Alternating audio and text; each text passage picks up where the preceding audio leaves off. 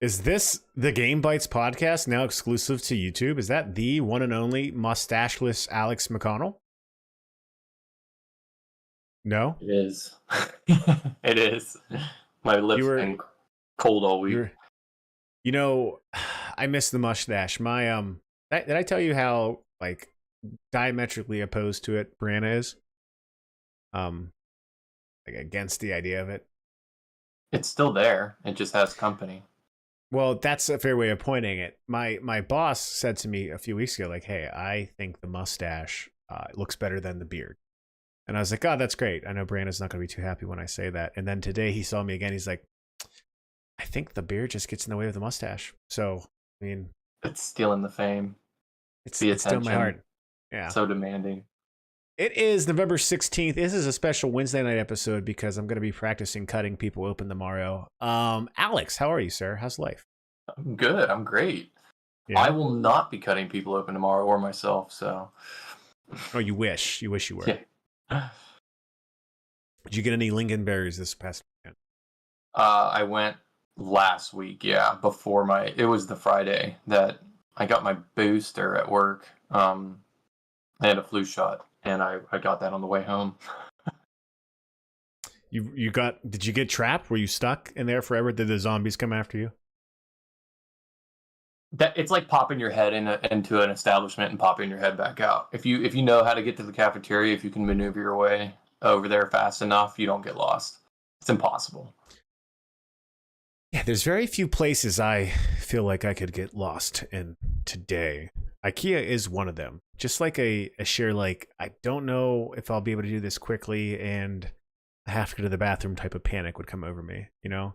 Just hit me all at once. If you find an escalator or an elevator, just repurpose it at that point.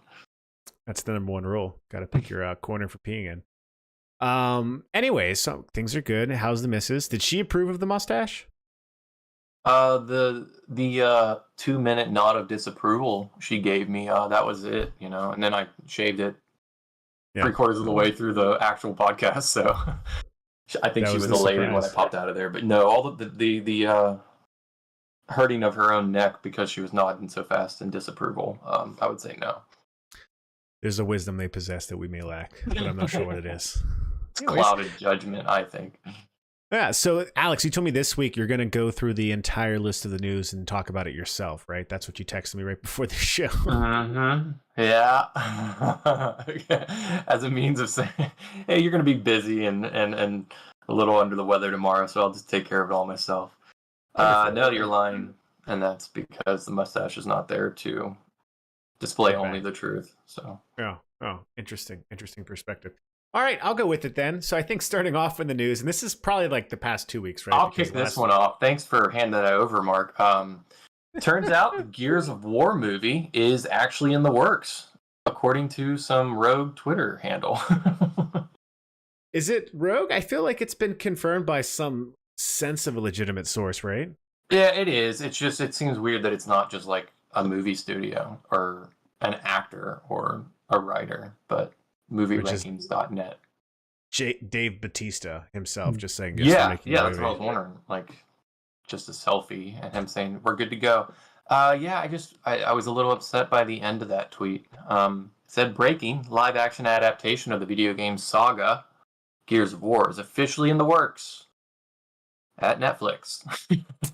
So they're going to get to, what is it, Gears of War Patriot, which is like 2.5, and then they'll cancel it then? Yeah, they might completely redo all of Gears of War 1. Instead of insects, it'll just be humanoids, and it won't even finish the first game by Season 3, and they'll cut it. Yeah, I guess that's a fair point. It doesn't say if it's a movie or not, does it? No, it would work awesome, but I doubt the budget would be presentable enough as a series. Yeah, and I'm looking at other articles, it seems like it might be a movie or not, but that's a fair point. Like Gizmodo and GameSpot's talking about it as if it's a movie, but it could be a series, I suppose. Like the closest thing I could think of, if they wanted to do it like as a movie, and this movie wasn't well accepted, but like I think it was Battlefield LA, or I think the movie with Aaron Eckhart, but it was just like, okay, here's what's going on, established, aliens are here, or aliens, but they can just do the hive or the hive. Um, you know, now these military guys have to fight all the monsters. You know, just establish it, quick exposition, and just jump right into it, just like the video game does. Was that based on a game, Battlefield LA? That's what I'm trying to make sure. Battlefield Los Angeles or something. I just want to make sure that that's it because I know there's something else. Battle Los Angeles, it says. Battle Los Angeles? I think a first-person game was made alongside the movie, but Battle Los Angeles. That's what I'm thinking of. But that was the same thing. It just started and it just goes right into the thick of it. And, you know, military guys just completely overwhelmed with what's going on, you know. And of course, the female military person was played by Michelle Rodriguez because she's in all of them. Yes, every single video game-based action movie. You got a girl with a gun. It's probably Michelle Rodriguez. Resident Evil was the first time I think I saw her. Yes, so I mean, here's what I'll say. I like those games a lot, and I will say that's a game I did not play until you and I played it together. Remember, like 2017? You were you were living somewhere in Pittsburgh, but you just kept coming over. We played through all 3 of them, I want to say. Yeah. It was leading up to I think 4 coming out. Yeah. Those were. I mean, we played the first one. Technically the Xbox 360 version of it on the Xbox One X at the time, and like it looked good still and played good. I'm trying to remember my handle. It was like Slippery Bacon or something. You just did like an auto-generated gamer handle, and it was like Slippery Bacon or something. 462. I think that's technically still your account. One night. Yeah, Branda came home and she's like, "What are you guys doing?" We're playing Gears of War. Yeah, we're last level. Come on, calm down. Yeah. But yeah, so side note, I do think that's still your Xbox gamer tag. It's your Yahoo account. If I recall correctly. Probably use that email to get it. Yeah, so the funny thing is people have been talking about this movie for a long time, and they wanted Dave Bautista to be, you know, the main character from. Yeah, he's built like what they look like. Dom, I think he looked like. Yeah. And I think Dave Bautista, shortly after this, I don't know if you saw this, had a Twitter post where he basically dresses up like the guy from Gears of War, has all the equipment. Basically, he's like, "Let's go!" And let's go. He's got a chainsaw gun, an actual operating. It's so realistic. You wonder if he's already involved. But now people are asking what, like Terry Crews. Terry Crews wants to be in the movie. You get those two. This could just by sheer star power that Terry Crews is funny, Dave Bautista is funny. They're also, I would take them serious in this type of situation. You know. Yeah. It could be good, but I don't disagree. Netflix has canceled one of our favorite series in the past, which is Santa Clarita Diet. Yeah. Oh man, I still have. Every time I go through my Snapchat, I always stumble upon things that I've sent you because they were just cracking me up. But it's always from that show. I still have them like in my Snap history from years ago. I thought you were gonna say Witcher because that happened also, but yeah. So I mean, but if Dave Bautista gets cast as Marcus Phoenix, I'm watching that instantly. If they just start doing a bunch of, I don't know, bad casting followed by like what's gonna end up in being like, you know, oh, they didn't throw the budget towards the gear too much, or they don't even have a chainsaw gun, or they completely replace the enemies with this instead to save money. I just hope it's a good adaptation. Yeah, it's not something you really have to worry about in terms of lore. It's very simple. Like the enemy, the environment, the theme of what's going on. It's very like it's not too complicated, right? Just give them a chainsaw gun, make the locust a locust, and make them come out of ground, and you know, go with it. But yeah, I can't wait to see the tickers. Those little guys, those little things that ran around real fast and just exploded. Yeah, that game's good. You know, I never finished 5. Five was the one that was brand new for the Series X and 1X. What was his name? It's Marcus Phoenix's son. Right? He's in 4 and 5. I want to say. 4 was good. 5, I don't know. 5 decided to put an open world in it, which it wasn't that it was bad, but it was like an open world hub for your levels, and the hub itself just felt empty and pointless. So I just like cut this out and put me in the levels, and I'd be happy with it. But you know, it's an interesting choice, albeit a bad one. But the game itself, the gameplay itself, it's still good. All right, so that's GOW. Maybe that will come out some point whenever you're in Pennsylvania, and you could skip your wedding and we could watch that instead. Kidding! Don't do that. You already been married twice, but don't do that. Third time's the charm. Third time is the charm. Next up, I'm gonna clear up some of this stuff. Some of this stuff I really don't want to talk about. Diablo 4. Have you paid attention at all to Diablo 4 and what's been going on with what the game's trying to be? No, Diablo 3 was a big hit and it came out on every single system that plays games and was really good. And then the next biggest news they had was that mobile game a couple months ago, or a couple years ago, Diablo Immortal, was it? Yeah, Immortal came out. Oh man! And then everyone just thought, "Oh, that's it. That's the only thing they were working on." But Diablo 4, April 2023, huh? Yeah, so they announced this more formally this past summer. I mean, it's been known that it's in the works for a while. They've had some cinematics over the last few years, but they showed gameplay this past summer at Microsoft's like E3 thing. E3 didn't happen, and it seems like. So I like Diablo 3. I think you and I played Diablo 3 together as well. Yeah. I like Diablo 3 on console. It revolutionized those types of games on console, being able to play on controller. Games have fallen in its footsteps. And I played it on PC, which I did not know. The PC version, somewhat different, also does not support controller.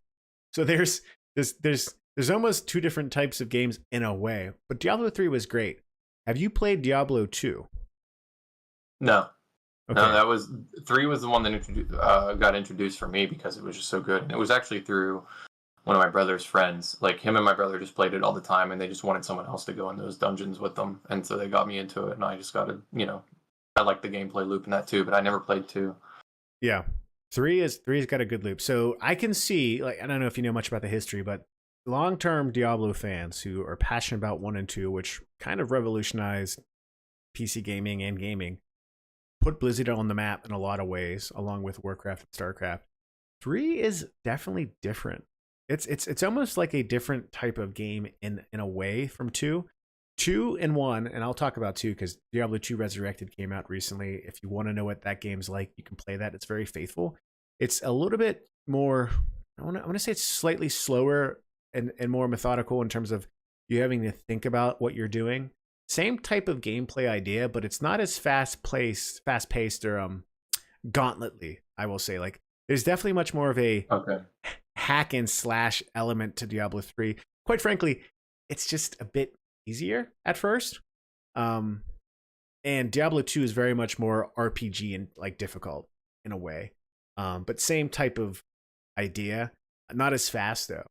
Like people who only played Diablo 3 went to play Diablo Resurrected and they were like, whoa, this is very different. I say all of that to say, like, Greg, our good buddy Greg, who loves a game called Path of Exile, a lot of people who were hardcore Diablo 2 fans went on to play Path of Exile more faithfully instead of Diablo 3 because they felt Path of Exile was what Diablo 3 should have been. And it is.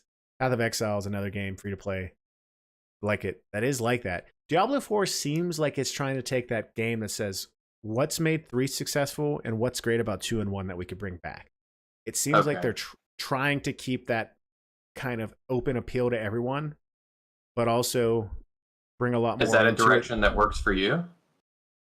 I think it could only make it better because I think if there was a little bit more of a difficulty to 3, then I'd probably still be playing it consistently.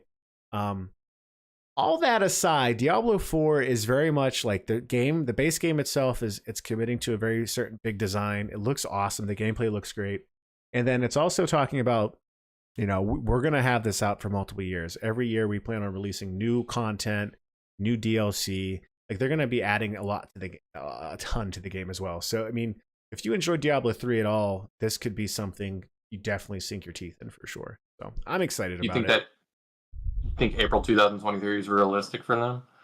I'm surprised by it. I was at the very least expecting next summer, but they've postponed games when they've had to postpone them. Like this technically isn't under Microsoft yet, but it might be a bit early, which wouldn't surprise me since this is already being sold very much as like a game that's a platform.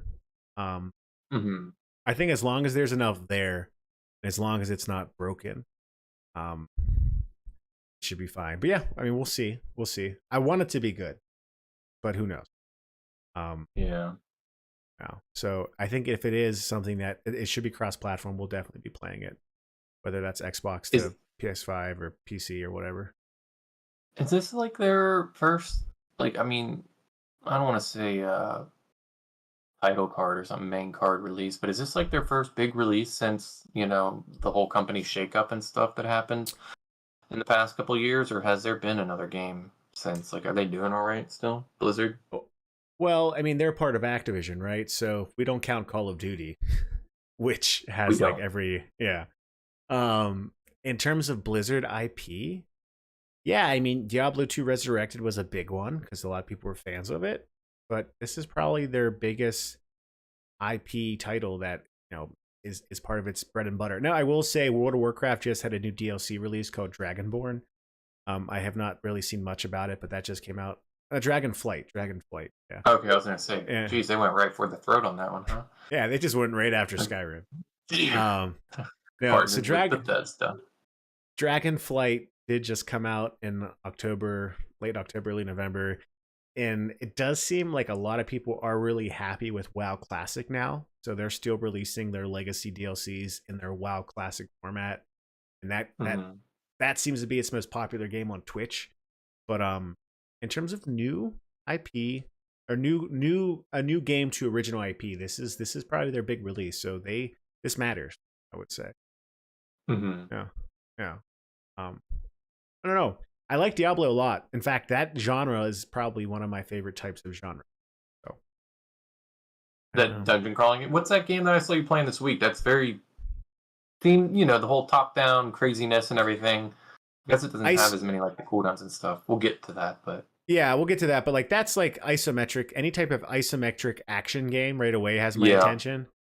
That game's slightly different, but it's got very similar vibes for sure. But like Diablo created the whole isometric action RPG genre. The funny thing about like rogue games are very popular nowadays, right? Mm-hmm. Everyone loves Dead Cells, Binding of Isaac, Rogue Legacy. Returnal, yeah, that's also something to talk about. What made Diablo 2 so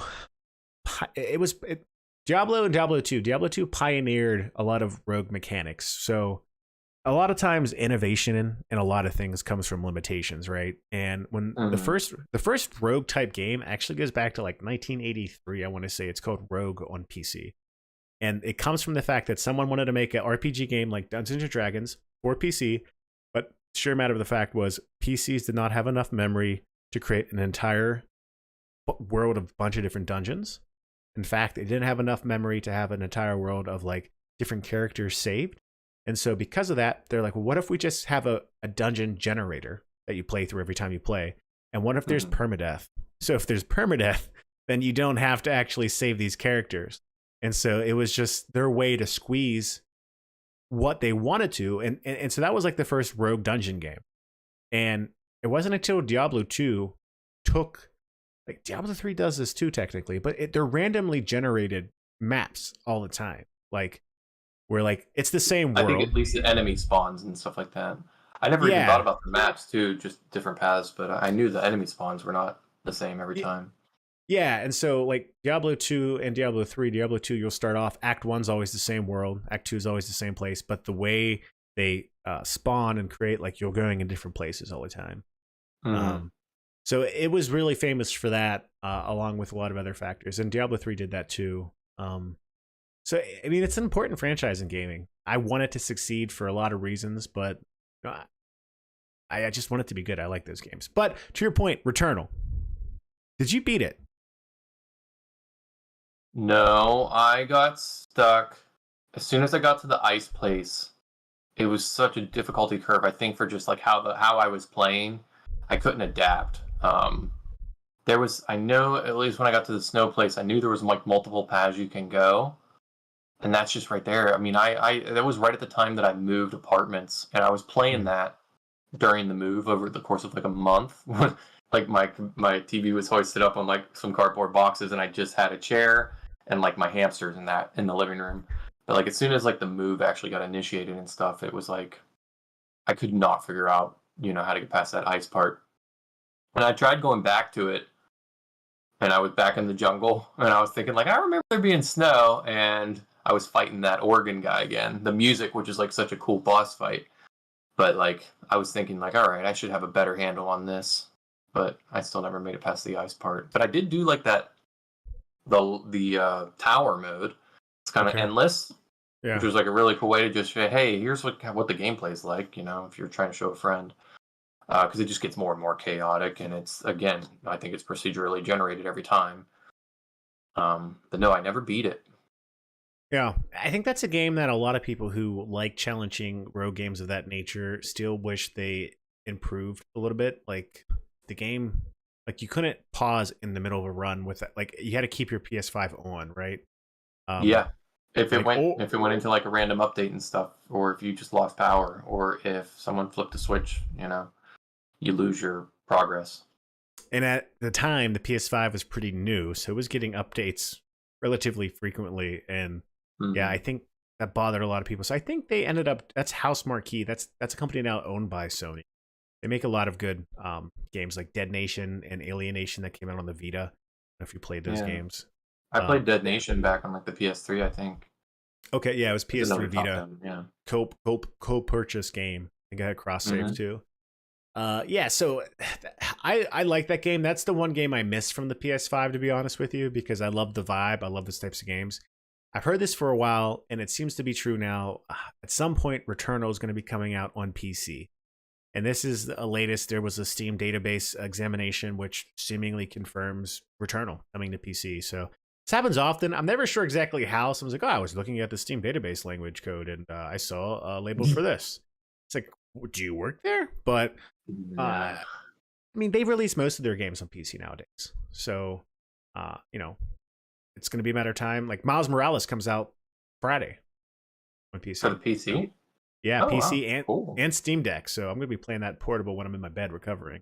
It's just fun. Yeah, so I don't know. I miss it. That game, the story itself was enough to be like, oh, this is interesting. And then the gameplay itself was just challenging. So it was a weird type of horror. I had no idea what to expect of that game. You hyped it up for me, and you were like amazed by the DualSense controllers and the rain and everything. And so I'm playing this game by myself in a new apartment.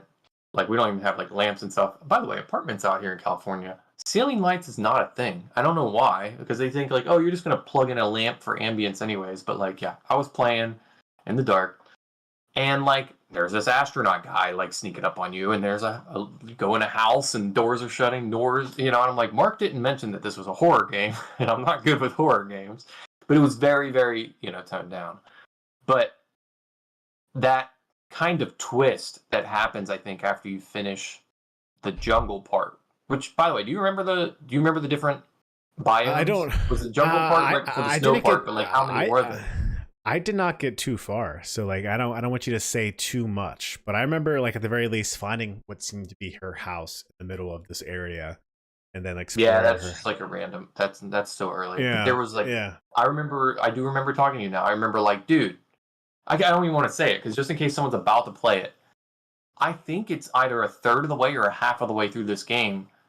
It gives you like complete whiplash, and it completely like I felt fulfilled. I thought I played a good game. But there's just more to it. But it was just like it's a really cool moment in a video game, and I want you to play it so you see exactly what I'm talking about. Yeah, no, that's once brutal. Once the game's available, the gameplay, it's so unforgiving. God of War Ragnarok's getting such good reviews, and I told you already, Final Fantasy 15 is coming out this summer. 16. 16, thank you. Yeah, I say 15 a lot because I like that, but I don't know if I told you this. When I posted that trailer on YouTube, I mentioned in the trailer how I really like 15, and someone commented it was just like, no, that trash fire 15. I'm like, whoa, people are passionate about their opinions.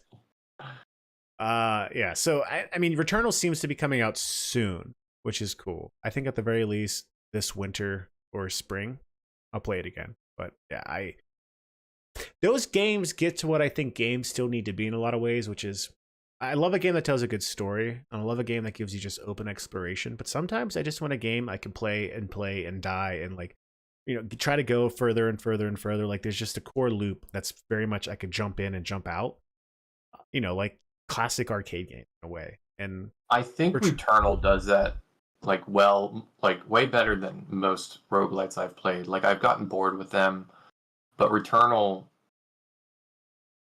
I just think everything's so rich about it. Even like there's platforming involved. Like you can go through a whole level that's just flat, and you got to go through some doors and stuff. And then there's some that are completely platforming and portals taking you to different parts of the map. But like, I think it's really rewarding how different every single run can be. And something that you're flying through one round, that enemy will destroy you the next one just because you weren't paying attention. But I think Returnal does it like really well. So yeah. I hope when you play it again that you power through it and your attention doesn't get distracted by a billion other games that are coming out in 2023. Hopefully my attention. Yeah, I agree. I think I've been doing good because I've been committing myself to play certain games with certain goals in mind. Yeah. But yeah, I also agree. Okay. Well, no, I mean, I'm excited about it. I think in other news, this kind of goes back to something we talked about. Maybe I talked about before you joined the team. So historically, the only major trade acquisitions body in the globe that was kind of pushing back and saying nay to Microsoft in the Activision merger was the UK CMA, which is like their own country specific operation. Yeah. And now the EU is also picking up and probing further as well. So I'm okay with anytime the EU gets involved in something, things actually get done. So there's I still don't know if anything's going to happen with this because there's a history of Microsoft getting pushed back for monopoly allegations by the UK. Yeah, tactics. In the EU in general. That's a thing for sure. I think back in the 90s it happened. But the main argument's still being pushed. It hasn't changed much. So it basically comes down to like Sony saying, hey, Call of Duty is really important, which Call of Duty is super important to PlayStation. It's one of their number one selling games all the time. Yeah. Microsoft isn't making it exclusive. They've committed to that. They legally can't make it exclusive.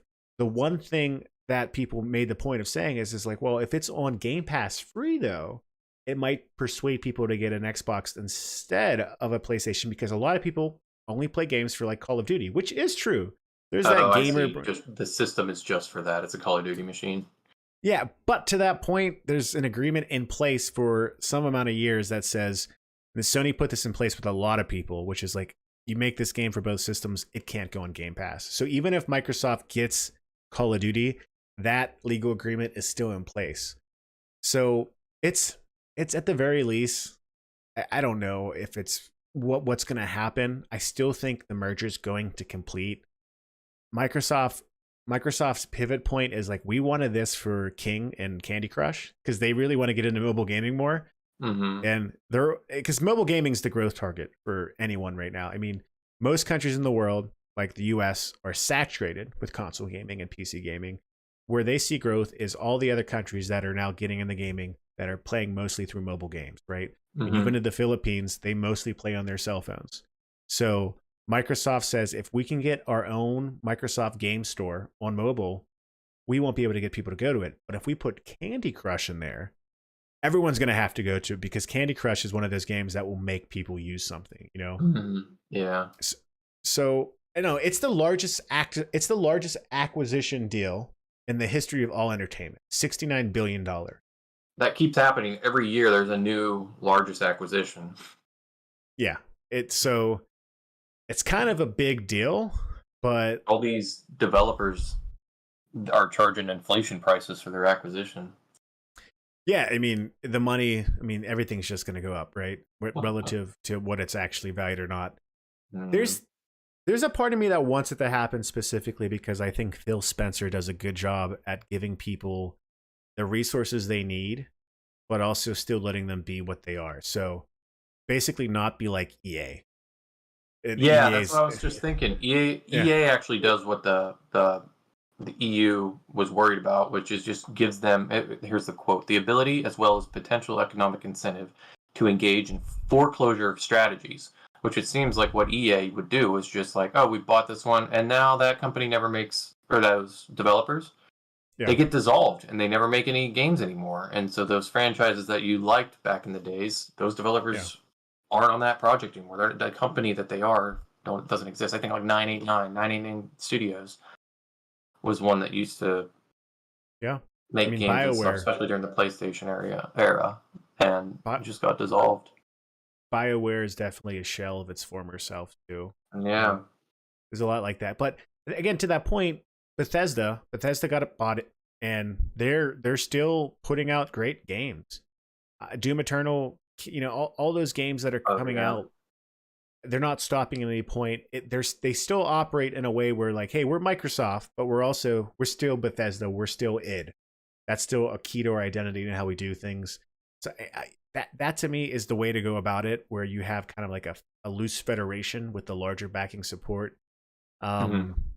And especially with the history of bad management from Activision, like if this is a situation that makes being an employee at Activision Blizzard something that is easier, I'm for it. Now that's somewhat wishful thinking. Like I think what you see in Activision is also prone to just American culture in general. So like corporate culture in America is corporate culture in America. But I would hope that maybe most people under Phil seem to be happier. Um, Mm-hmm. and Phil said multiple times, it makes us more money if we keep Call of Duty on PlayStation. Like PlayStation's sells a ton of Call of Duty, we're still going to get 30% of that. Yeah. And now they probably will make some games exclusive, right? Which I think they have a right to because they still have that strategy. But Call of Duty won't be it, I imagine. But who knows? Like, For it. Yeah. we'll see. Like, Diablo 4, I don't see happening to be exclusive. Yeah, like I just don't see. I think where I think this play is coming down to is Game Pass, and ultimately, I think Microsoft wants to see Game Pass on a Sony console. And Yeah, they're working towards it. We get a little trickle down every monthly of some free games, and that catalog keeps growing. But it's nothing like what Game Pass has been going. But I think Microsoft put all their eggs in that basket to make that happen. I mean, I constantly hear people preferring to play on their Xbox just because of that reason. So I mean, they're getting their money out of it, I guess. yeah, long term it could be a problem. Short term, they need to make it happen. So Yeah. to that point, are you a PS Plus? Like, are you the highest tier for PlayStation? Whatever there I is. was paying for PlayStation Plus forever, and then when they changed that whole thing, I think I was automatically on the highest one. What are you Okay. asking? Like, what do I have access to? So how the games been? Like, what type of games have been coming out? Are you happy with it? I know, well, from what I've seen, people were still like they just feel like there hasn't been enough of the classic catalogs from PS3 and PSP and PS2. Yeah, And I haven't dived into those just because like anytime I go on one of those and I'm like, oh, nostalgia, and I go on it and it's just like part of that nostalgia is any clunkiness that come with it, and I just don't have the patience for it anymore. But it's cool to like see it. But so many of those things, like the ones that I loved back then, are either remastered nowadays or yeah, have like a newer game. So it's like I can get my fix in HD and 60 FPS or whatever, 30 FPS. Um, but no, the monthly games, I never used to bite on those, but now it's a nice little like, oh, I'm never gonna play Hot Wheels Unleashed, but because it was available on the monthly free games, I sunk like 20 hours into it because I'm like, this is a good racing game, and it was just a lot of fun. I would have never gave it a chance otherwise. It's not my, mm, it's not my choice, or it's not a game I would normally play. But like anyone who got to download Neo, like remastered with all the DLCs, that was free this month. I know it's like aged, like as far as like it's been out for a while. But anyone who got to play that game for free, that's just crazy. Like that's a lot of gameplay, and it'll take a while to get through it all. But I think it's worth it for that reason. But I don't yeah, know. When I get bored and there's no big games coming out, I just go on like, hey, what's in this games catalog? And there's something in there that I either haven't played before, or I'm like, oh, I'll give it a shot because I never gave it a shot before. So like, I feel like I'm getting my money's worth all the time. I I think they're would gonna say come monthly. back. There's always at least one game to go ahead and try, even if I want to play the other two. Maybe other people like it or gush about it on Reddit, but at least one of those I'll download and play. You're gonna come back to next episode and be like, I am a huge fan of Ape Escape 2. Yeah, I think because I I went on think their catalogs. yeah. No, I'll be I busy the next week I for think those gaming. games are on there. But like I mean, I would love Sony to have success. If you let me play, not stream, but actually play all those classic games somewhere, I'd invest in that environment. Especially if you Yeah, can guarantee that environment lives on. So if I'm buying something for the PS5 or whenever whatever else is next comes out, yeah. you know, yeah. But we'll see with Microsoft. We'll see with Sony. I think either way, there's still a lot to be argued in court, so to say. Um, Speaking of arguments, there's a handful of other things I wanted to cover. Doom Eternal. Have you heard about this whole situation coming out with the music composer Mick Gordon and his claims against the producer for the game, Marty? I want to say. So you played Doom No. 2016, right? Yes, and I loved it. Again, it was your recommendation, and then I just go ahead and I was like, all right, I'll give it a try, and then never put it down until I beat the crap out of it. Music is a big part of that game, right? When you play that game, the music's driving you. It matches it's the dynamic music composition that drives your emotion through that game. And that first game had Mick Gordon do the soundtrack for the first one, who's amazing. Mick Gordon, amazing. One of my favorite composers in music. He's done Wolfenstein. He's done a lot of stuff. He did the Doom Eternal gameplay soundtrack as well. And Doom Eternal is great. Everyone should play it. It's one of my favorite games. This is a little bit of a, I don't know. This is sad, but it also, it makes me mad. And then I don't know what to do because there's more news unfolding. But essentially, Mick Gordon was working on Doom Eternal. And at some point when the Doom Eternal pre-orders were being announced, like at E3 2019, I want to say, we were probably just yelling somewhere else. We weren't paying attention when we were there. But they announced that if you get like the deluxe edition, the Mick Gordon soundtrack is going to be something you get in it, right? Okay. And when it came out, it wasn't the Mick Gordon soundtrack on the CD, essentially. And everyone's like, why? What happened? And at some point in 2020, 21, the game producer, I'm going to say his name is Marty. I should know. It's Marty. I was talking about this the other day with my friend Nick, who actually wanted to work for him at some point. They were at id. Yeah, Marty. Marty put a Reddit post out there basically claiming that the reason why this happened is because of working complications with Mick Gordon and delays from Mick's perspective. And this was back, like I said, in 2020, 2021. Doom Eternal OST open letter published on May 5th, 2020 by studio director Marty Stratton. So yeah, Marty's the studio director at id. And it's a 14,000 word letter in response to this that he just released now on November 9th. A 58-minute read. So it's a lot there. I did not read all of it. But he goes through it and basically says, this is a defense, not an unprovoked attack about these claims being made. And he does make this statement very clearly. This statement is not an excuse for any angry hate campaign. Acts of hate dished out online won't result in any positive change. In fact, it only makes things worse. So I'll give you that. In the article, Mick Gordon claims that it was essentially unrealistic timelines, which I get being in IT and technology. And not having enough of the game itself in front of them. So if you're making music for this game, you need to see the levels itself.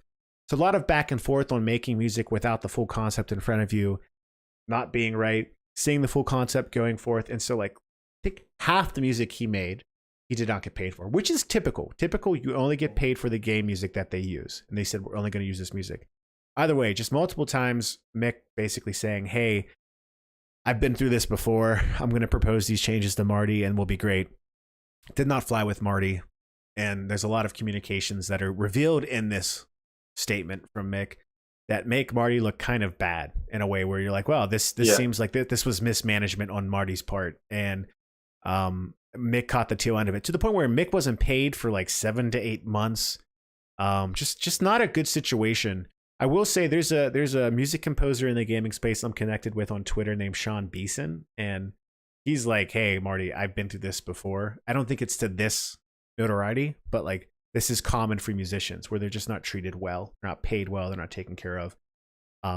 He did not have anything he needed, and it got to the point where he's watching the Doom Eternal pre-order announcement at E3 talk about the soundtrack from Mick Gordon, and Mick Gordon himself was like, well, that's new. I didn't know I'm making that. That's not in the contract. And him talking to like Marty saying, hey, if we want to get started on this, I need to do this now. And Marty kept saying, no, don't worry about it. Like, we'll take care of it.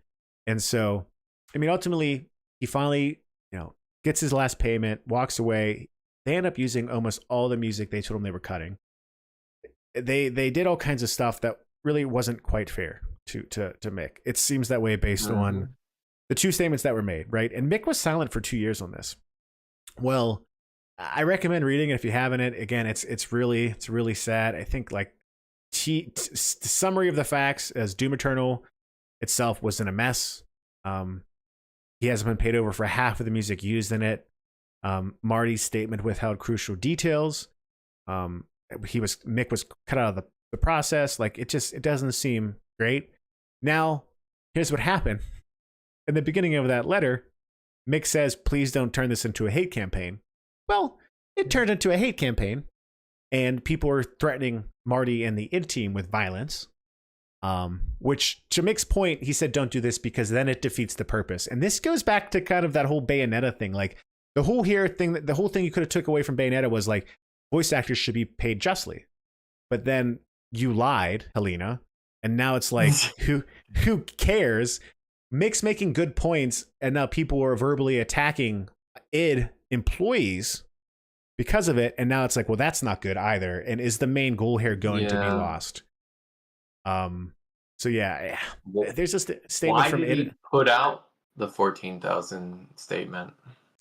Mick's point is, so Marty released a statement in 2020 on Reddit saying that it was because of Mick that we had these issues with the soundtrack, and Mick was quiet about it until he says, I have to do this now because my career is being impacted. And I imagine by that he means getting new work and all that stuff. He viewed it as like a honest, transparent legal protection too. So it's released a statement naturally saying that this is distortion of the facts, but also, hey, we're getting hate attacks now, which Mick wouldn't want either. I don't know. There's a lot of details to Mick's letter that make you go, oh, I've been on a project like this. That's not great for him. Like either way, Mick should have been paid for all the time he was putting in on an hourly basis. And I mean, projects shouldn't be run like this. But it's Doom Eternal. I say all that and be like, I love Doom Eternal, but it's a shame to see this happen because now a lot of people's names are being dragged through the mud. And it keeps happening, just especially when games drop that are underwhelming and everything. And then there's just all this dirt kicked up about why during the whole development and all this stuff. I mean, you just think of I like the one that comes to my mind, obviously, is Anthem, which after its failed release and after everything, it seemed very similar where like one of the lead developers that left halfway through it because he had no say in anything, or one of the writers or project heads. I think you sent this to me also, and it was just this long statement about just every single decision that just went against the health of the game and its development. But yeah, you just keep hearing about this stuff. Wonder how many games are made that have all these horror stories, but they make it out and people just put it behind them. And it doesn't affect anything because there's no dirt kicked up. But yeah, Anthem is one of those games that did have a lot of promise. Proot saying that in the chat. Yeah, I was excited for that. You were always the wise one saying it's EA. Wait. It's EA. You have to wait. but now the world has been given Fallen Order, and now we don't know what to expect. But exactly, that was like, but that was because of the developers. Yeah. I mean, my whole perspective is this. Working in IT and software for 7 years, knowing how, I've told you a bit, I'm working since the fall, since September, 60 to 80 hour weeks.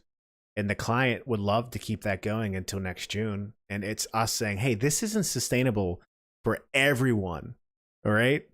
And there's just a culture nationally where it's like, oh, this is a good thing. This is good for you. And it definitely permeates software, and it then has to permeate gaming because it's made with the same type of tools, right?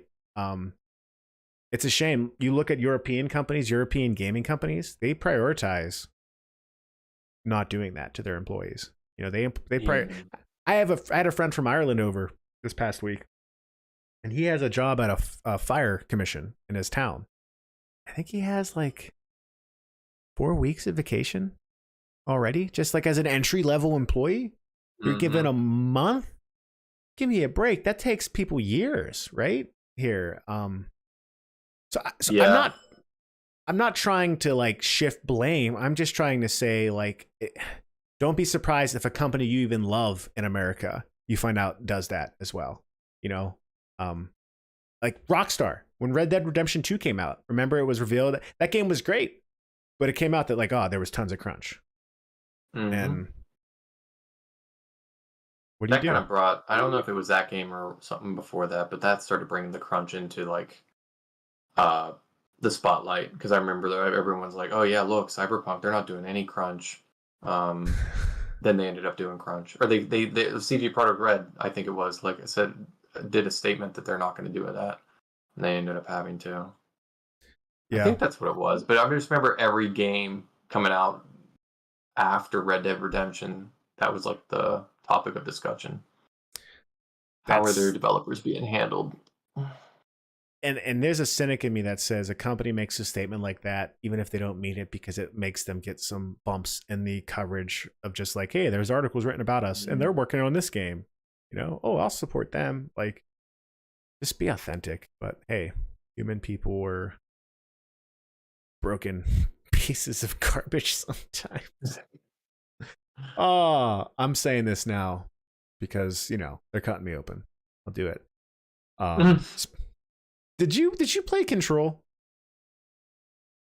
I got like 2 hours into it, and I think I got to a point where I really felt like there was a tutorial missing, or there was something, because I just got like, I'm all having fun, I'm thinking this is all cool, and then like I do like a quick battle like on this multi-level area, and then I just go in this one room, and I think it was a very long room, and it was obviously a boss.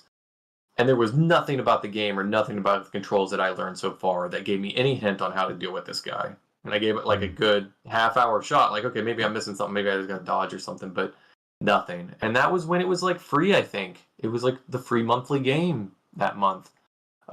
Years ago. Yeah. Maybe last year or 2 years ago. Never got past that part. I encourage you to go back to it. And I only say that because Jose Santos in the chat here, he did a review for it, and at one point he was messaging me because he's like, oh, I completely got like, when you, what's the term called when you like you save the game and you can't progress anymore because you just got caught with a glitch or something. And ultimately, like it's like save locked or something. Yeah, it's not. Yeah, he was rightfully bummed out, and then he's like, oh no, I just had to do a double jump. So. That game is worth it because it's challenging, it's interesting and fun. The powers you get are really interesting, and I love the world building. And I say all that because I've not beat it. Soft lock, yeah, that's the term. I've not beat it, and Control 2 is officially in the works. So Remedy and 505 Games has revealed their first concept art. I think they're seeing a 2023-2024 launch. It's a new IP that's good. So I'm always excited about that. Like Control came out. It's technically connected to some stuff, but I'm not going to go into that. But I like it. It reminds me of like X-Files in a way, you know, X-Files plus SCP, that weird internet stuff. Just like the mystery and everything, and the investigation kind of aspect of it. Yeah, mystery, a good mystery is always critical to making a good story because it draws you in, right? Like what happened? Mm-hmm. We've talked about this before. J.J. Abrams does that well. Doesn't ever finish well, though. That's a whole nother thing. But yeah, Control does that well, and then it builds a really enticing world around you. Like that first, like, I don't want to talk about it, but like, first thing you see happen, the boss of the agency, what he does in like the first like 10 minutes, you're like, whoa, what is what is going on. So yeah, check it out. Golf Story. Did you play Golf Story when that came out on the Switch? No, you're just like shaking your head. You don't care. No. No, all I thought of was what the golf, but I don't know what Golf Story even is. Golf Story came out, I want to say 2017. It was an indie darling for the Nintendo Switch. Before Celeste came out, it's probably one of the most expensive games to get physically released from limited edition games. But it is. So people are crazy about this for a lot of reasons. One, it's a really well done golf RPG adventure game where like it's a golf game, but it's also an RPG, and the story matters. And people were excited about it because it also reminded them of the Camelot golf game from Mario Golf back on the Game Boy Advance days. Like a lot of their Camelot Mario sports games for the GBA were like RPG based. So Golf Story was a big hit. So much of a hit that they never released it anywhere else. It's still only on Switch. Like you would think a game that successful would then say like, all right, let's go put it to Steam and make a ton of bucks, but it's still Switch exclusive. Let's say this. There was a Switch announcement a couple weeks ago. Sports Story, which is the sequel, is coming out here in December. So that's quite the jump from just golf to all sports ever. yeah. It's going to be Dodgeball Story was going to be the sequel, but they just didn't feel like they could do enough on that without getting into the same area as the movie did. So, I say check it out if you like little. It seems like a game you could enjoy, but so far everything you said, I told you, it's not anything like I expected. I expected just Hot Shots Golf or PGA or something, but no, this is pixel game, side scroller. It's top down, I guess. I don't know, but it looks so cool actually. Speaking of, you're a fan of Hot Shots Golf, aren't you? No, I don't play any golf games. Okay, well, never mind. And you can blame EA for this, but I miss all the NFL Street games and NHL Hits, and NFL Blitz. Like I miss all those, but the NFL Street games were so cool. They should bring this back, but I never played. I think golf was one of those or something like Slaps or something. I feel like there was a game that was incorporated the violence in those games, but I'm just imagining a golf game where you take your clubs out and beat each other with them now. Yeah, it's just a sword fighting game. It has nothing to do with golf. PGA Streets. Yeah. All those sports have like a natural street scene, right? People play basketball, in the streets. People play football in the streets. Golf is typically your bougie stuff, but no. We're going to see the real side of Tiger Woods. Anytime putt golf is taken to the streets, it's violence. So. But I think that's the closest. We should play tackle putt. I think you just came up with a brilliant idea. I mean, to be fair, I've gone golfing with nephews and nieces before, and myself as a young child. I won't say that clubs were never thrown. Temper tantrums were had. Things happen. Oh man. So yeah, I mean, I'm excited about that. Incorporate racing on the golf carts too, but like Mario Kart with golf carts. That's kind of next hole. That's kind of what the new Mario Golf did. There's a game mode called Speed Golf. Yeah, where like every character has their own power ups to like slow you down and mess you up. I think Wario Wario is very gassy, as of course, like that's his power move. And then if you use your power move as you hit the ball, wherever it lands, it will then knock other balls away too. So, but yeah, PGA Street. I want to see it. Oh. April 2023. EA Sports. Big. Diablo 4 thought they had it, but man, PGA Street's coming out of nowhere. That was good. Oh, gosh darn it. A handful of smaller stories.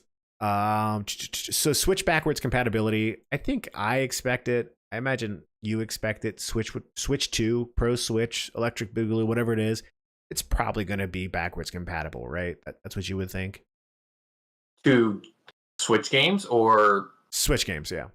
Or all GBA games. Switch games, just Switch games. Just Switch games. It better be. I mean,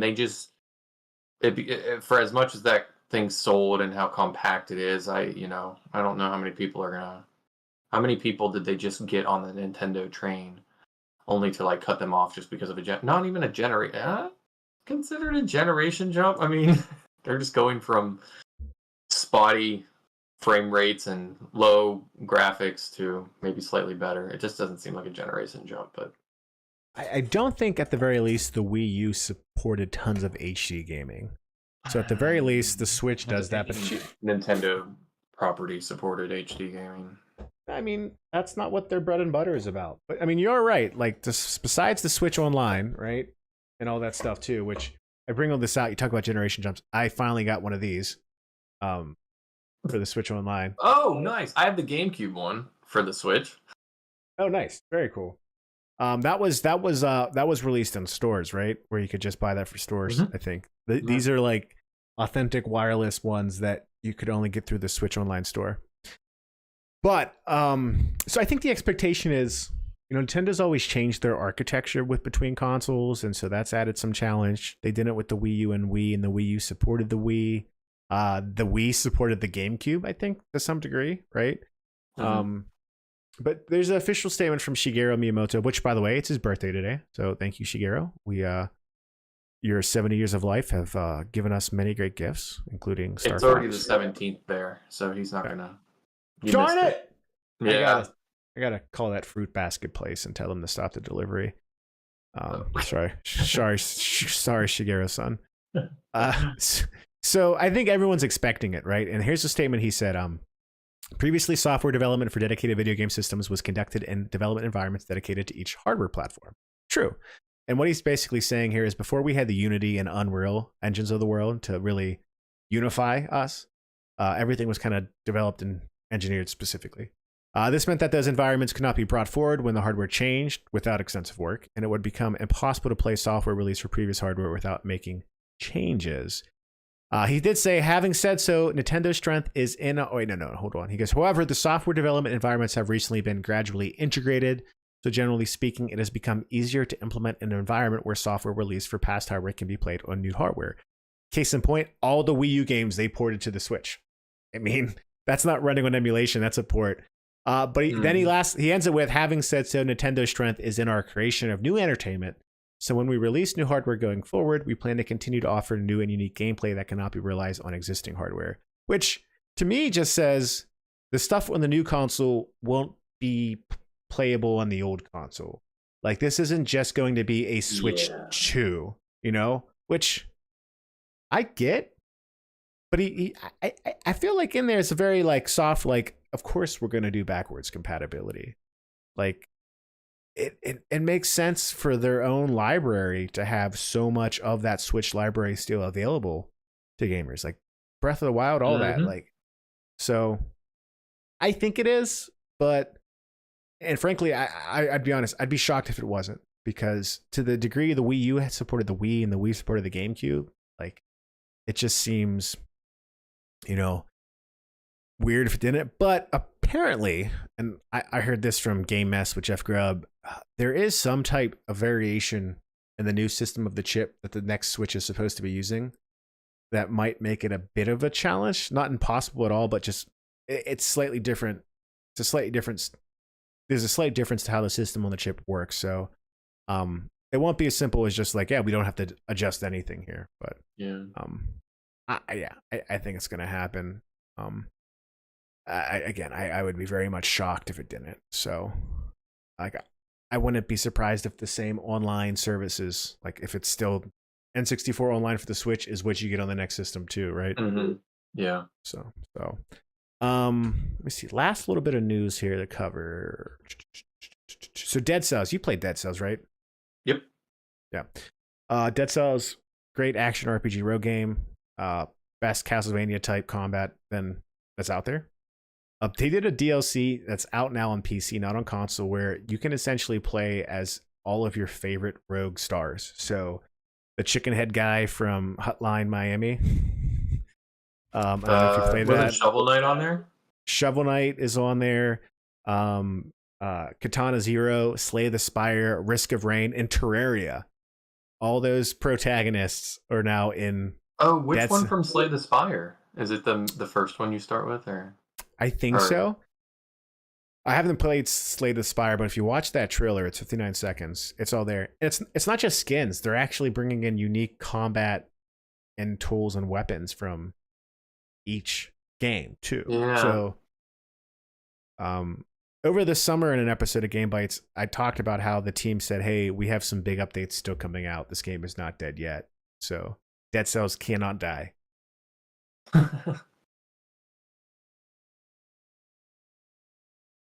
Okay. Then the Game Award nominees are up. Yeah. 2022. So I don't know if you care about this. I don't really put much stake in it, but Elden Ring's up for best narrative and best game.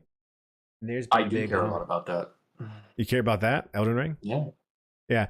So there's been a big humbug by some people in the space that says Elden Ring doesn't have much of a story. What do you say to that? Wow. Ooh. Man, I guess the way, if anyone's playing that game, how many of you would have to pay very close attention to all of that stuff, because that gameplay is so punishing. You're constantly doing your own mind maintenance on your gear, the enemy moves, and how to deal with it. And at any point in time, you can just be like, thinking you're safe, and then some enemy has aggroed to you and it kills you anyways. But like me, for all of those games, I could not nickel and dime every piece of information I came across, or even draw up the spider web to connect all the information. I always looked up the story after the fact. I just learned what Dark Souls 2 was about because I just looked up a summary of it, but I did not pick up any of that in the game.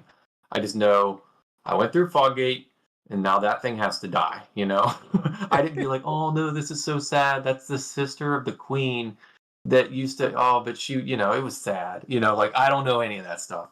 Yeah. Same thing with Elden Ring. I just think there's so much more going on in my head, or in a gamer's head.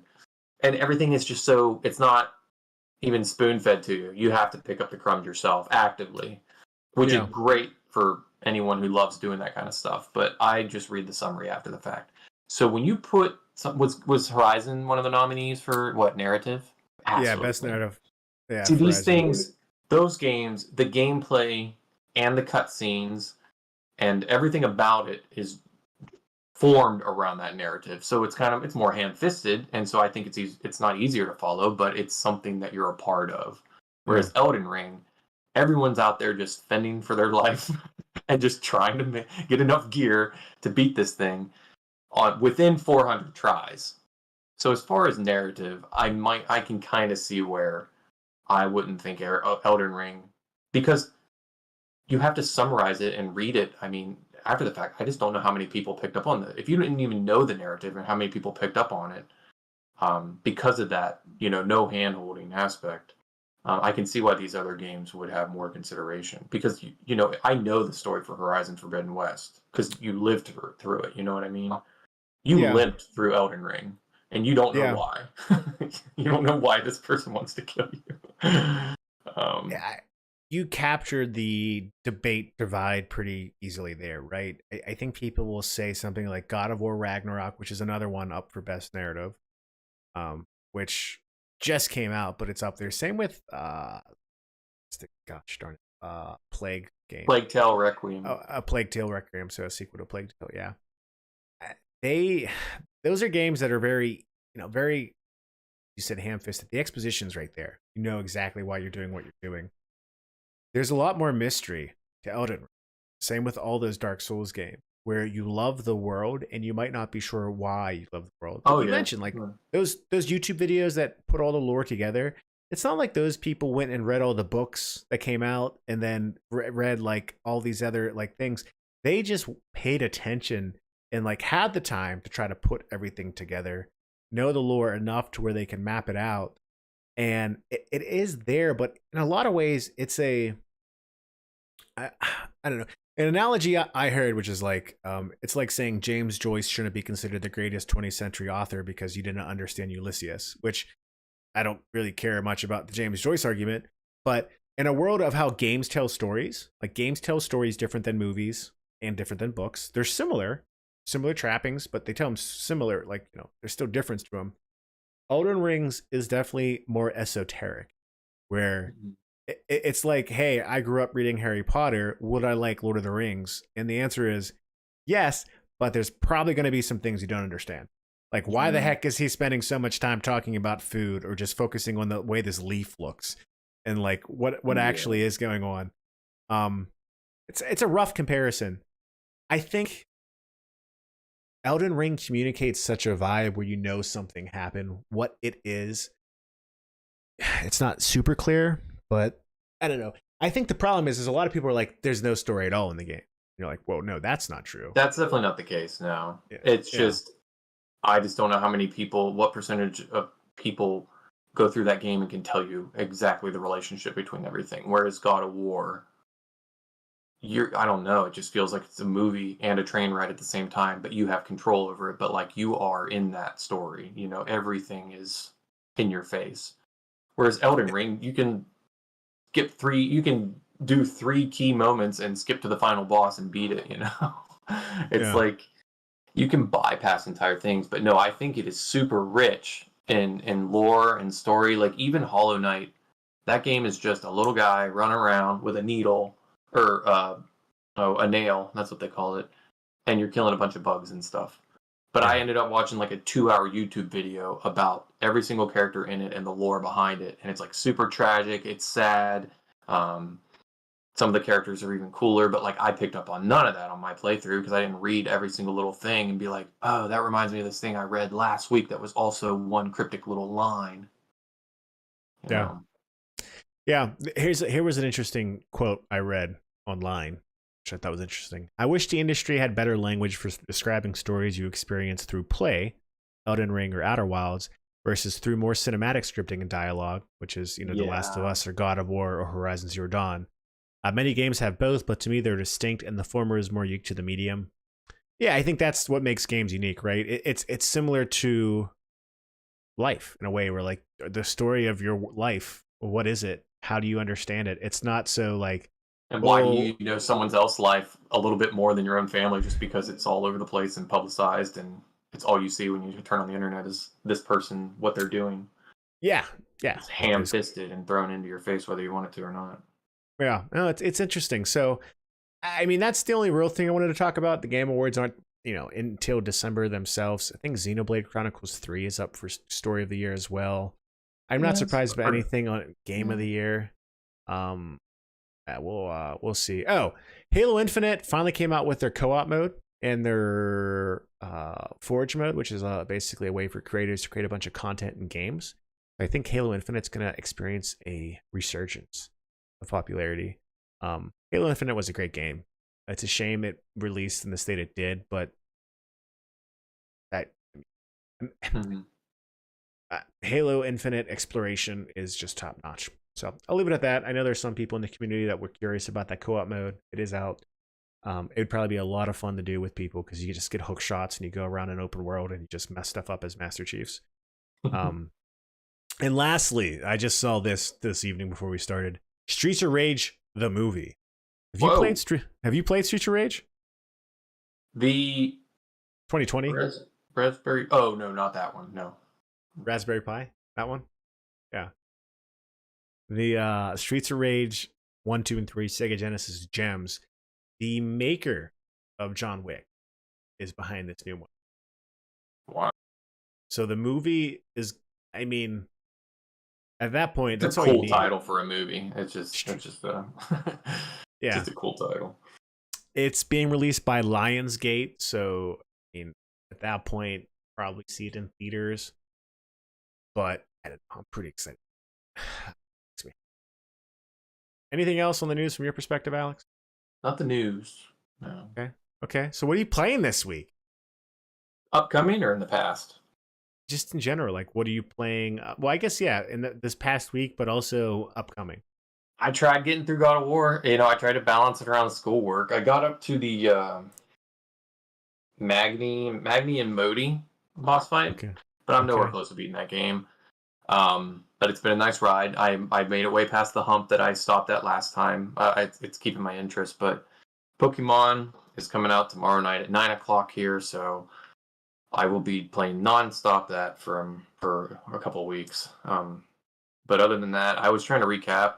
I was playing God of War just because the other one was coming out. I was playing Pokemon Arceus. I just started replaying my copy just to see where I was and get the gameplay loop down. And I've been playing Marvel Snap anytime I'm not attached to you. Can't believe you did that to me. And of course, Neo, the free game this month on PlayStation, I downloaded that and was playing through that. Okay.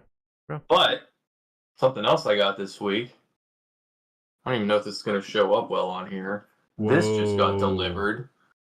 Dark Souls the game. It's partially there. It is. So wait, is that the expansion? It's one of the new expansions that just released. Tomb of Giants, and I think the other one's like Daughter or Women of Arendelle or something. That's not Lord of the Rings, but this is like one of the 2 core sets. Not a core set. I'm not wearing one of those. But yeah, has all the miniatures and stuff, and Now, do you paint them all? I have all but 2 of the other expansions. It covers a huge chunk of my closet over there. So these are 2 brand new ones that just came out for pre-order like in September, and this thing just got delivered today, so I'm excited. Nice. That's awesome. Now, you've played the game, right? Which one? The board game? Dark Souls, yeah. Or the original? The board game. Played through. Oh yeah, I've played through like I've taught Victor how to play it. Joy plays it. We've played through campaigns and they last like multiple nights. Or when Victor came here in January, we both. Well, I got COVID, so I was off work for 2 weeks. We played like multiple campaigns and played like all the bosses and stuff like that. Okay. I have like 16 boxes over there of different bosses. Oh, you sent me photos. I'm aware of what it is. But yeah, it's so cool. I just want to paint all the miniatures. You haven't painted them yet? Not all of them, no. Just like the ones that we use. And like a lot of the enemies, it's like multiple skeletons with crossbows or sword hollows. I've painted like some of those, or at least put primer on most of them and done a dry brush of all of the white. But yeah, that's me. Does it tell you what to paint? No. I try to, even the characters, I try to make them like unique, like, because they're very drab, like I don't even see it on here. No. But they come completely brown. And the enemies are all like gray and stuff. Where are they? Well, he's over here. So I paint the characters, but I try to like, okay, so the Herald has like a bright teal cape. At least when you're grabbing your character and stuff, you know which one's yours. And like my warrior has like a dark blue cape, but he has like an Irish flag on his shield, just something to add a little character to him. Just Irish flag and a potato. Yeah. Well, yeah, a little couple potatoes. Potatoes and some whiskey. Yeah. His special power is bar fight. Hey. Oh man, my guest that was here last week. Again, like I said, he's from Ireland. You're walking through Walmart. I was like, look, potatoes. He like drops to his knees. Oh my gosh. He did good. You have them here too. Yeah. Anyways, no, that's awesome. I like tabletop games. I like miniatures. There's a new Star Wars miniatures game that is interesting to me.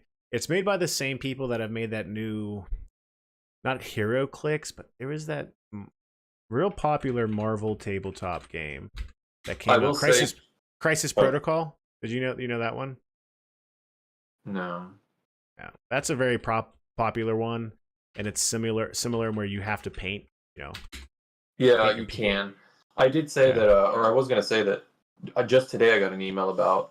I'm not going to give too much detail for free marketing, but there is going to be an Elden Ring tabletop made as well, and there's already all the designs and are up for it. And they're like, this core pack, just the first one, you can do anywhere from like a 30 to 40 hour campaign. I was like, oh my gosh, like these things climb that high if you drag it out. And they're like, but if you pay this much and get all the expansions, it's like an 80-hour campaign.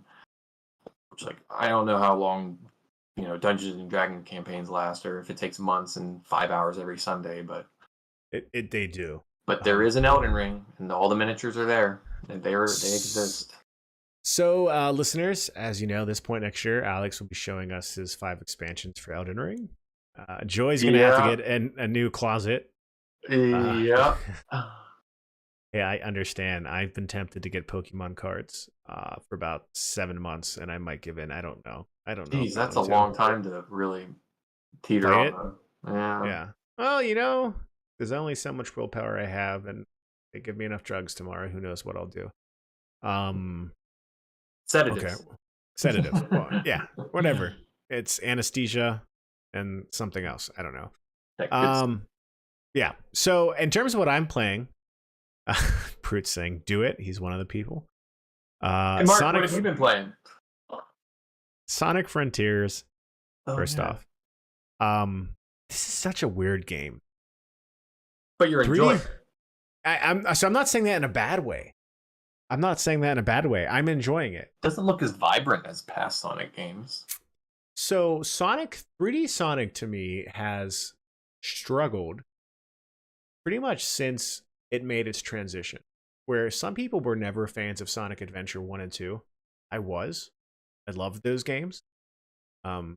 The original demo for Sonic Adventure on the Dreamcast, the first level, I don't know if you played it at all, but there's just this moment when this wheel starts coming out of the water and it's going to eat Sonic. You're like, oh my gosh. It just had this magic to it. And I think, just like the 2D game, it's a game that is meant not to be like silly here, but it's got to go fast. Like you're meant to speed through them in a lot of ways. They're almost like very little jumping. It's not like a Mario game or anything like that. It's a different type of platformer. And Sonic Mania worked really well. I think that got a lot of what the original game was too. Anytime I've played any of the newer 3D games, just like Sonic Colors was remastered recently, people were like, "Oh, this is one of the good ones." Like, yeah, no, it's not. Like, I don't know if that's unpopular, but it felt. What's the word? It just felt, like a roller coaster simulator, but you were a hedgehog instead. Like, I'm just running forward. You were just on rails. Yeah, and it didn't have the same classic magic as the original games or like Sonic Adventure. Now, what I will say is Sonic Generations was a pretty cool game, in that it mixed the original style and the new style pretty well.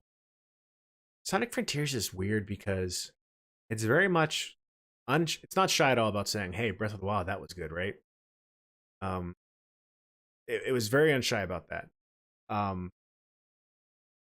But it works because it's like an RPG aspect to it. It's open world, and the shrines essentially that would be in Breath of the Wild, instead, those are kind of like the fast-paced 3D, 2D levels from the other games that have been out in the past. So like, oh, I found another shrine, I'm gonna go do it, and it's this real fast-paced kind of mission that you want to get a really good grade in, and depending on what grade you get, it gives you certain types of points that you use to unlock other things in the game.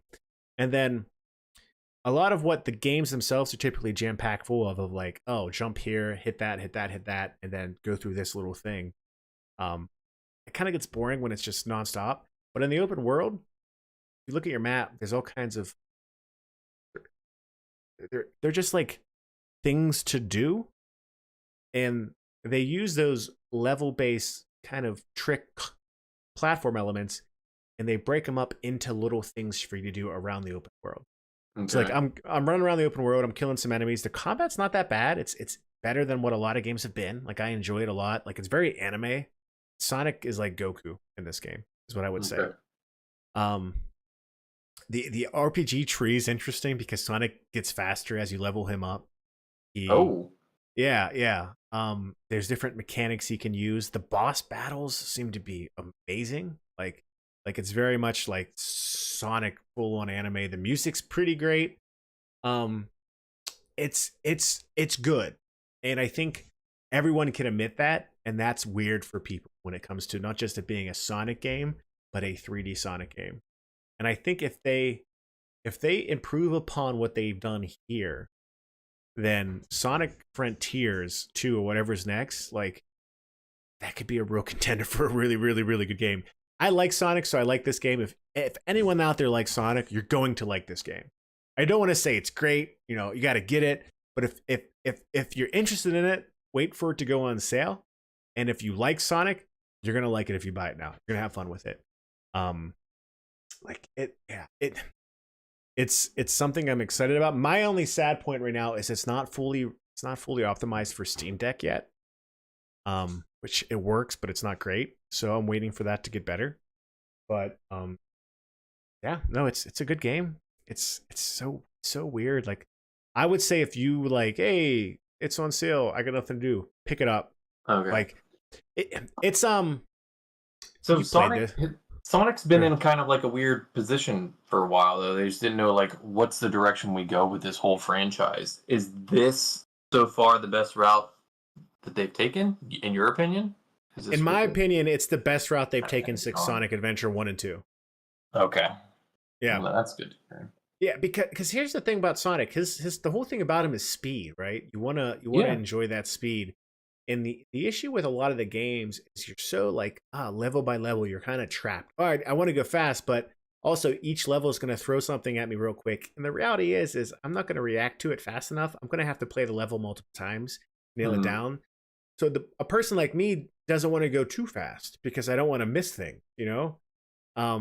Where again, how Sonic Frontiers breaks it up was like I can just freaking crazy ham in the open world like a lunatic. And then I know by looking at my map, oh, here's something over here I have to go do. And it's like a quick 10-15 second obstacle thing that I go Yeah. do.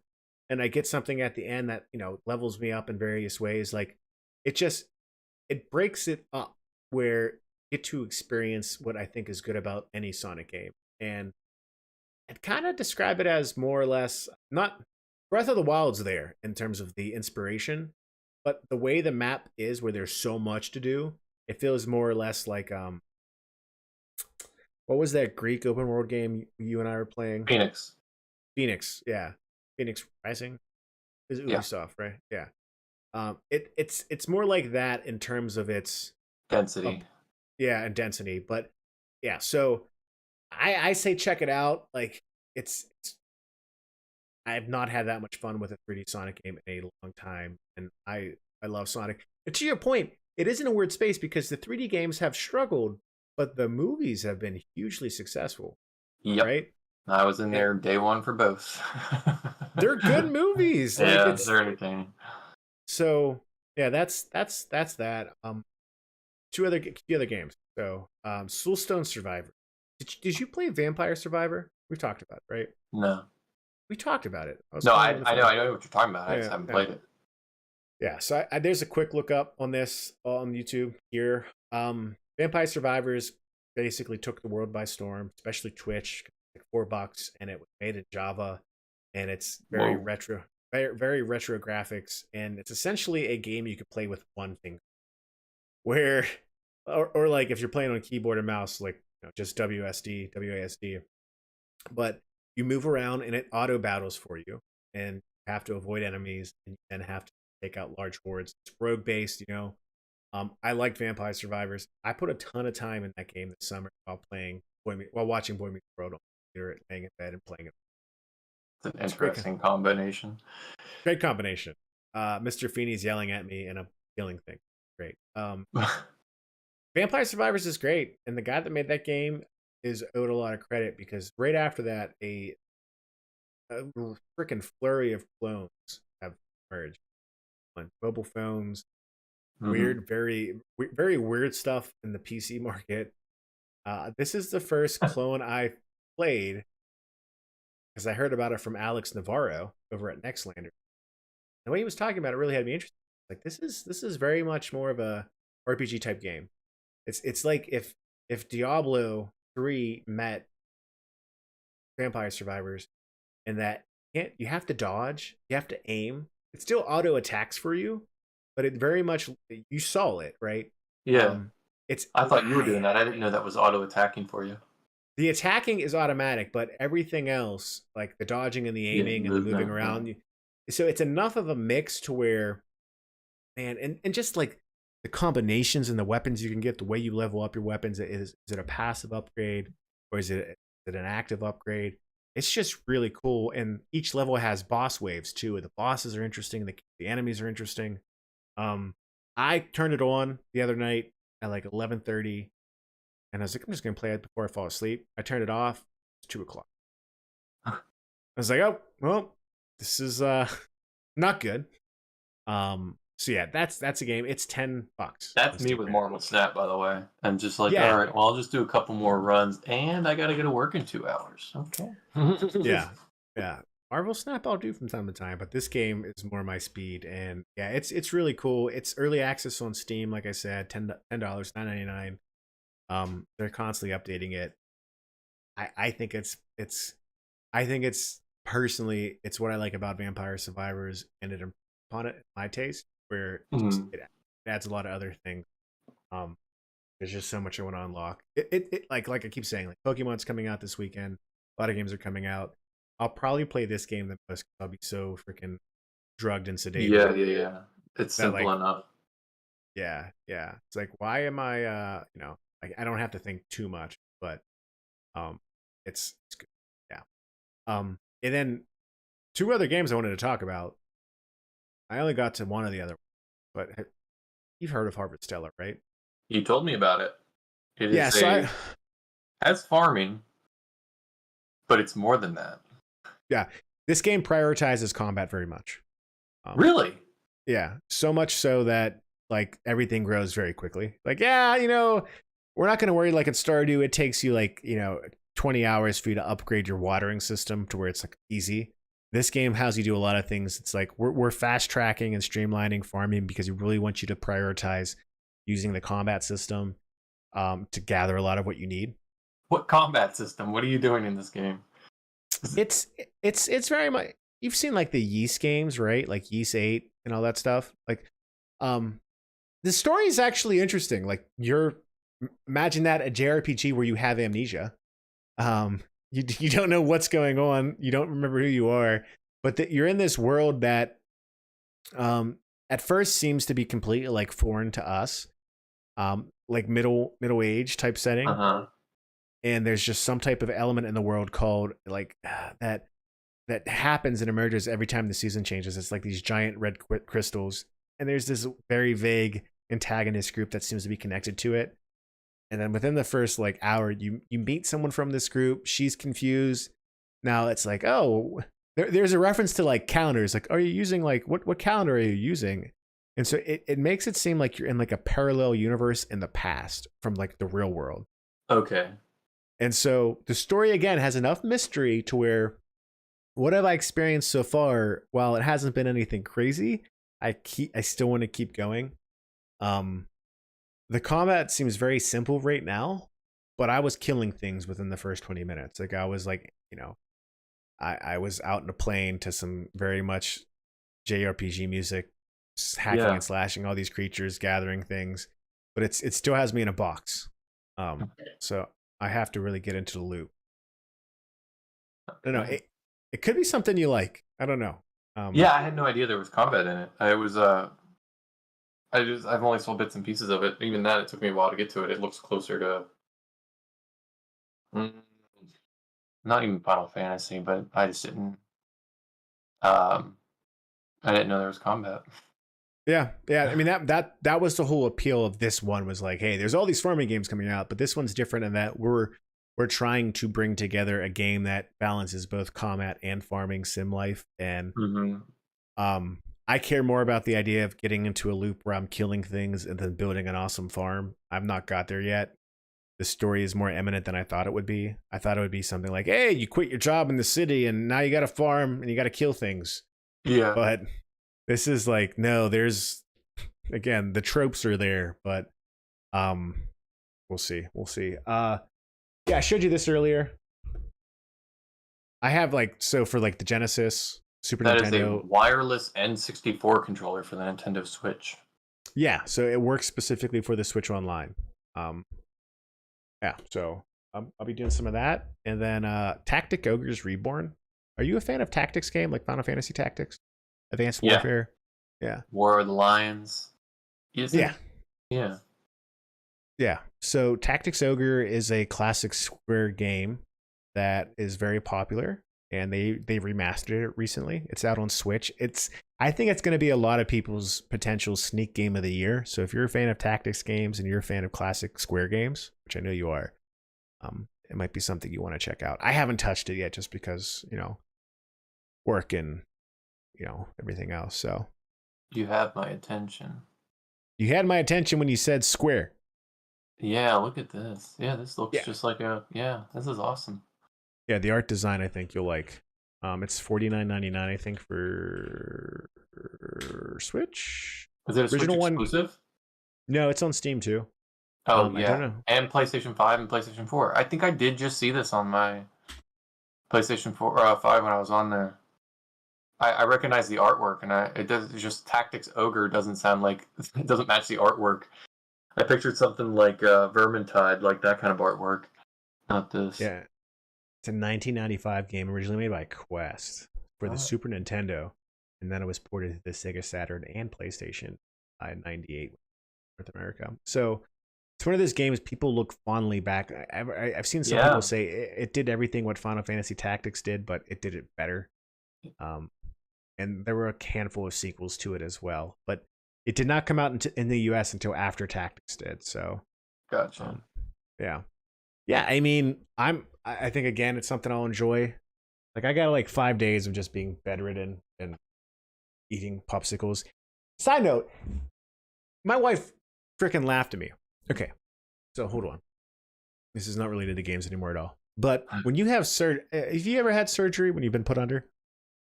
Yeah. Okay. So my wife asked me, she goes, is there any type of special food you want? My mind goes to popsicles. Seems like an easy treat. Yeah, it's just sugar. Yeah. So she starts laughing at me.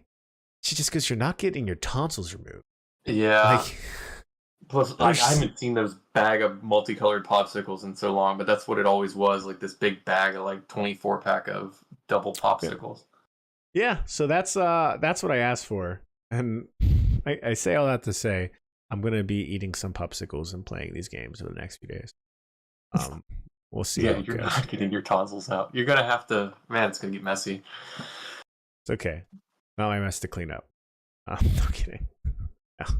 Anyways, that's it. Yeah, Pokemon comes out this weekend. Miles Morales comes out on Steam, so a lot of people are finally going to be able to play that game that haven't. I don't know if there's anything else major coming out. I think we want to get at least one more episode in before you leave for the Philippines, right? So you're leaving when again? December 10th. So like I have the last weekend of November, like after Thanksgiving, and that's it, because I think that's December 3rd. Like that's the last weekend I'm here. Yeah, so there's 2 more weeks. So I think, I mean, are you working the 25th? I'm not working Thanksgiving, but I don't know if I'm driving somewhere like Utah or Oregon for a road trip. Okay, so you might not be home. Yeah, well, keep me posted. I'd like to do an episode that weekend at the very least. Yeah. But if not, the one after that for sure. So we'll be back. And then again, I know we want to talk about doing a game of the year. I mean, maybe if we don't get together next week, we could spend the next 2 weeks talking about our top 10 games that we personally have enjoyed the most. Does that sound like a fair task? Yeah. Okay. Yeah. All right. Well, anything else you want to share with our lovely viewers? No, just for those of you still playing God of War, hope it was everything you hoped for, and for everyone looking forward to Pokemon, get outside and touch some grass at some point this weekend, and don't forget to eat and drink. That's just the problems I run into. I'm sorry. Yeah, the possible thought is like, don't get up every once in a while. Do something. Yeah. For those that don't have those exact problems, maybe don't eat while you're gaming, and maybe get a little exercise too. Little bit of you got to go both and go after everyone. Yeah, what starters are you going to use?